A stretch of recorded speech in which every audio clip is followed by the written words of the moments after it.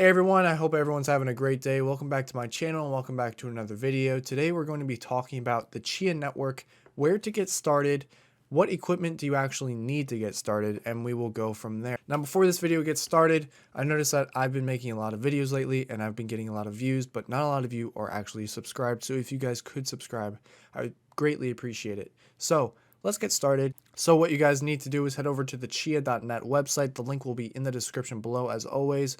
Click install Chia blockchain. It will bring you to a GitHub link. And this is where you download the Chia network plotting software. Depending on your operating system, you'll choose which one you want. I'm going to be using Windows, so I click Windows. It will install the Chia blockchain. So once you guys download this and start installing this, it will give you a seed phrase that you guys need to make sure you write down. This is very important because if you plan on plotting on multiple computers, you can use the same seed phrase and keep all your information together. I recommend keeping the seed phrase on a encrypted document, or if you keep it offline, it's actually much safer. Don't share the keys with anybody. This goes for any cryptocurrency. In the case that your computer crashes and you can't get back on and you lose the Chia, you will lose it forever. Anything you've mined is gone. So that's why it's very important to keep the key so you have access to your account. There's no typical passwords like you would have with a typical Gmail account. This is the key, and that is how you save your data. So once it's installed, it will bring you to this Chia blockchain application. So this is the Chia blockchain application. It'll show you that it is syncing with the mainnet. What it's trying to do is get up to speed with the amount of network space that's on here and get to the latest block that has been mined. It says it's out of 265,000, but I know it's going to be a lot greater than that because the actual size of this network is closer to 3 exabytes, and I only have 1 exabyte downloaded. It's not actually downloading that entire storage amount, it's just downloading the data. Next, there's the wallets tab. This is where you see how much XCH Chia coin you actually have. I have 0 because I've been unsuccessful with actually mining it so far. Then there's the plot tab. This is where you guys will add your plots. All you have to do is click add plot. And you have 101.4 gigabytes. That is the standard size that you can make these plots. Depending on which one you choose, will take longer or less time. I would recommend staying away from the 600 megabyte one because that is mostly for the people that are working on the Chia platform. This is just so they can test new stuff when they're trying to add it to this application. What I use is the 100 gigabyte. What you notice right here is it says temporary space required is 239 gigabytes. So even if I want to plot a 100 gigabyte plot, what I need is 239 gigabytes of free space available. It's very important that you guys don't plot on the same drive. I don't want to be plotting 100 gigabytes on the same drive that I'm plotting the temporary 239 gigabytes. This is just because it will take a lot more time as it's trying to read and write on the same hard drive at the same time. What you guys need to do is have 2 different drives.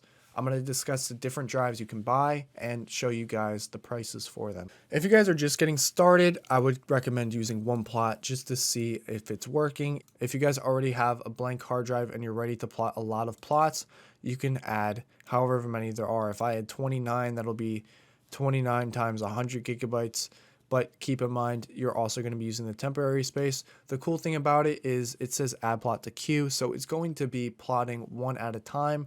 And then once it plots the first 100 gigabyte plot, it will delete all the temporary space. And then you can just keep reusing that temporary space. So you really only need a drive that has around 250 gigabytes of free space. So here's the part where you have to pick your solid state drive directory. That's what they recommend. It is the best case scenario. If you don't have a solid state drive, you can use a standard hard drive, but it is going to take a lot longer. So I click browse, it'll open my drives. I'm going to click my photos drive, select folder, and this is where it's going to be plotting that original 239 gigabytes of temporary space. Next, there is the final directory. Click browse and click I'm going to choose games. Even though you guys can see it only has 45 gigabytes of space, I'm going to click select folder. It's going to start. I'm going to click create plot, and then it's going to show up here. I forgot that I added 29, so that's why there's going to be a lot of plots here. But basically what it's going to do is start plotting. You can click view log and you can see it in real time what it's doing. In this case, I'm going to click delete because I don't have enough space on my drives. it's probably going to end up breaking this. There's some bugs here, but it's okay. All you have to do is close out of the wallet and then reopen it, and then it will work. So that is the Chia wallet. I hope that was as simple as possible to get started. It's very basic. Once it completes plotting one plot, you will start farming and you will be eligible to win the Chia network token. Now I'm going to talk about the different drives and different equipment you guys actually need. All of the links for these will be in the description below. I have to put a disclaimer out there. These are affiliate links, and I will earn a kickback when you use these links. So I have these split up into 4 different sections. There's the internal and external hard drives and the solid state drives, whether it's a standard 2.5 inch or the M.2 drive. If you go and look at any of these links, the prices may be different because I did write this stuff down a few days ago. I briefly looked at these internal hard drives before I recorded today, and I noticed that the 4 terabyte one, which was priced at $74.99, is now priced at $84.99. So the prices are changing. Some of them are also going down in price, like this crucial 500 gigabyte M.2. It was priced at around $57, and now it's down to $52, which is cheaper than a standard SSD. That's not something you see very common, so I would recommend hopping on this deal. Now, a lot of people in the Chia community don't really use M.2 SSDs. That's because they tend to fail a lot more often. They can't handle the amount of reading and writing that you're actually doing. If you look at the screenshots that I have on the screen right now, my hard drive that is using an M.2 is at 94%, I believe, and then my hard drive that is a standard SSD is at 96%. They both read and write the same amount of information, only off by about 4,000 gigabytes. And you can see the M.2 is already down further than the SSD. They've been mining for the same amount of time. So when you're looking at the standard hard drives, what it comes down to is preference and price per terabyte. If I want to buy a 4 terabyte hard drive or an 8 terabyte hard drive, I'm better off buying this Seagate Barracuda 8 terabyte because it's $21 per terabyte versus the Seagate Iron Wolf, which is $204.99 for 8 terabytes. So it comes down to not only the price per terabyte, but also preference. So for instance, I trust Seagate. I've been using them for a while. They make great hard drives. I have a Toshiba drive.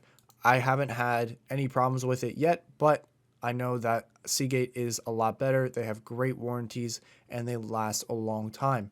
In addition, if you end up buying this Toshiba drive because the Seagate ones go out of stock, the Toshiba drive and all of these hard drives are not handling a lot of wear and tear on the actual drives. The drives that are handling all of the problems are the solid state drives and the M.2 drives.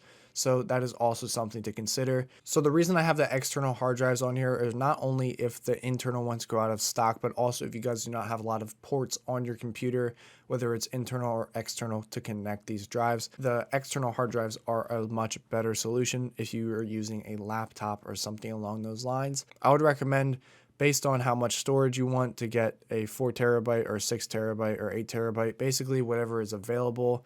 I know that when I first started off, I bought these 4 terabyte drives, but it is the same price to buy 8 terabyte. I know not a lot of people can put out $170 to buy a drive, so that's why I bought these drives.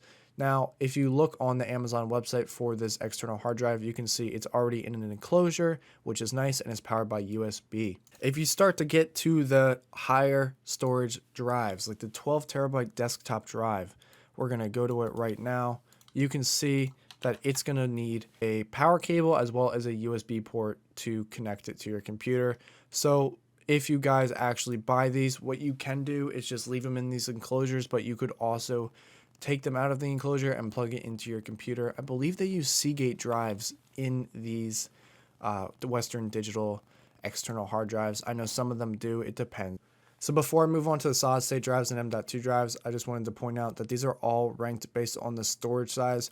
So that's why you'll see, like on the M.2 section, this Western Digital Blue is $60 and it's only 500 gigabytes. And then I can get this Silicon Power one for $57, which is 12 gigabytes more.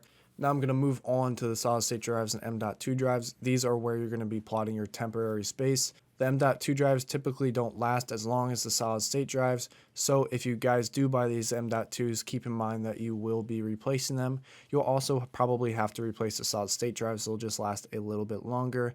How much longer? It depends on how much you plot and how quickly you plot. That will also depend on what kind of computer you have. If you have a computer that has a really high thread count in your CPU, such as an i7 8th gen or above, you'll be able to plot quicker and your drives will deteriorate quicker. But like I said earlier, these solid state drives and the M.2 drives are the ones doing the wear and tear, so these internal and external hard drives will be safe. Typically, if you are plotting on the Chia network and you're using the 100 gigabyte with the 239 of temporary space, the most you're going to need is one of these 500 gigabyte SSDs or the 500 gigabyte M.2s.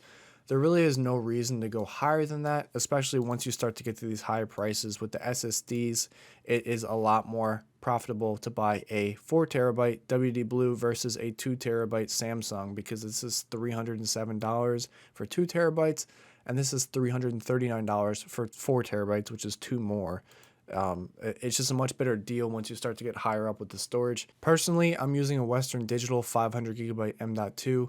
Now, if you guys do not have an actual computer that works for this kind of stuff, or you're scared, you can buy a laptop such as one of these Dell Latitudes. It's got a 10th gen i5, 16 gigs of RAM, 512 gigabyte SSD, and Windows 10 Pro.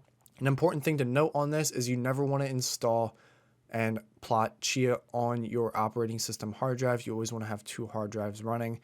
I use a Lenovo X1, not this Carbon. I'm not sure where that physical X1 is, but basically you want to find a laptop that has expandable storage and expandable memory. You don't necessarily need to expand the memory, but it's always a nice option to have. And if you have an expandable storage slot, then it's a very good option. If you don't have internal storage expansion, you can always use an external storage hub. Those just plug in via USB and then they have to plug into an outlet for power. That's another good option. But basically you guys need a computer that can handle this kind of stuff. I'm plotting on my personal laptop, which is, like I said, the Lenovo X1. That's running the Western Digital hard drive M.2, and that is plotting relatively quickly. It is plotting about 100 gigabyte plot per day. I also have a computer downstairs. It's an HP computer, I believe, from 2013. It's a desktop computer, and I have all of the plotted hard drives staying in there and just farming, because it is a very good computer just to hold the hard drives.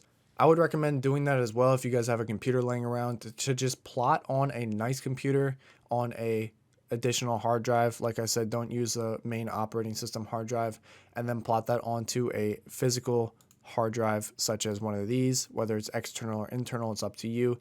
If you do not have an expandable storage slot on, let's say you have this Dell Latitude and it has no expandable storage, you can buy a USB hub and then buy a SSD and an internal SSD and get a dual channel hub. You can put them both in there. You can plot to the SSD, the temporary, and then put the permanent on the internal hard drive. It's very simple. I hope this was a good tutorial for you guys. I tried to make it as detailed and just laid out as best as possible. If you guys do have any questions, if I didn't explain something properly, please let me know in the comments below and I will do my best to explain it either in another video or in the comments section, depending on how well I think I need to explain it. Some of the ideas that I talked about might not necessarily be as easily understood as I'm explaining them, because I already understand it, but I'm not sure how well I can translate it to you guys. So any feedback is greatly appreciated. I hope you guys have a great day, and I will talk to you all in the next one.